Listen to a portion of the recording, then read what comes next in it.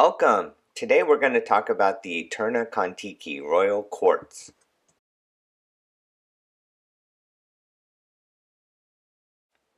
The first edition of the Kontiki Royal Quartz was released in 1976. The Royal Quartz was available in stainless steel, two-tone, and solid gold in both men's and ladies' sizes. We'll be reviewing two men's stainless steel models today. At the time of its release, the Royal Quartz was one of the thinnest quartz watches available at only 9.1 millimeters thin. The case is 35.6 millimeters wide and 38.9 at the crown. The first series employed a 5 millimeter conventional crown. Later series used a hexagonal crown. I've read that the Royal Quartz was released in limited numbers, possibly 1,000. The case backs are individually numbered, with the first series simply containing a number, and later series having a letter preceding a number.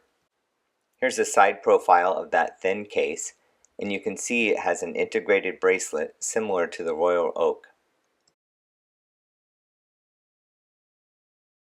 A flip lock secures the bracelet.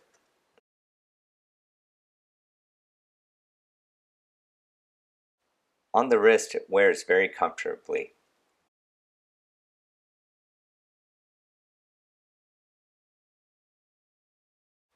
The case on this example remains particularly well preserved, with the chamfers visible on the case and the bracelet.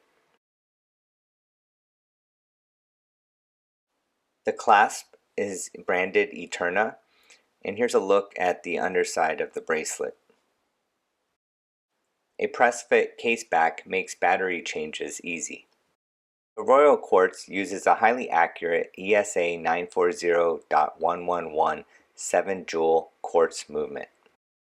This example retains its original mahogany box, calling back to the Kontiki's maritime roots. With a gloss finish and brass corners, it's styled after the boxes of marine chronometers.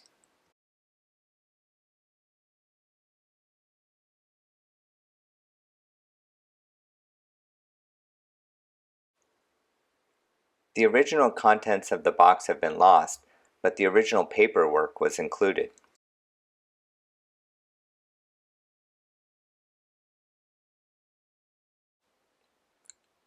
This original guarantee book includes instructions on how to operate the watch, local Eterna repair shops, and also importantly, at the very end, a carbon copy of the retailer's page, including the date of sale and their stamp. This example was sold in January 1977 at Golay in Switzerland. Over the years, this watch made its way to Brazil, where I sourced the watch with the help of a friend. Thanks, Nelson. The bracelet has a few removable links, which use screw-down pins. Next, we'll look at a slightly later Royal Quartz. The case and bracelet on this example, just a few years later than the earlier one, are identical. Both examples use glass, including an anti-reflective finish. The case and bracelet on this example show a lot more wear than the earlier one. The clasp on this one is different, and I haven't seen too many like it. The fit and finish isn't quite as robust as on the first execution.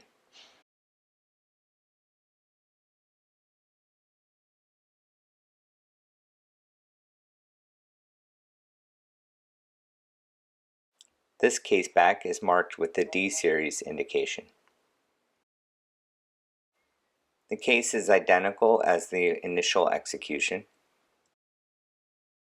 Here we can get a closer look at the striped dial, which is really beautiful. All of the Royal Quartz use the ESA 940.111 movement.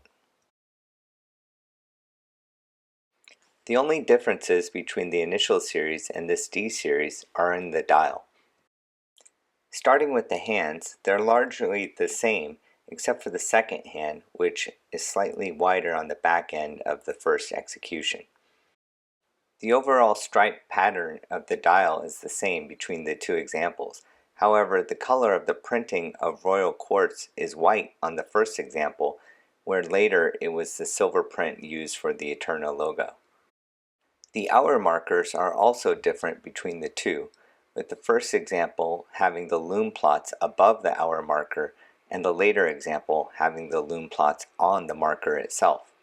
The profiles of the cases are the same. Thanks again for watching. Please be sure to like and subscribe. Have a great day.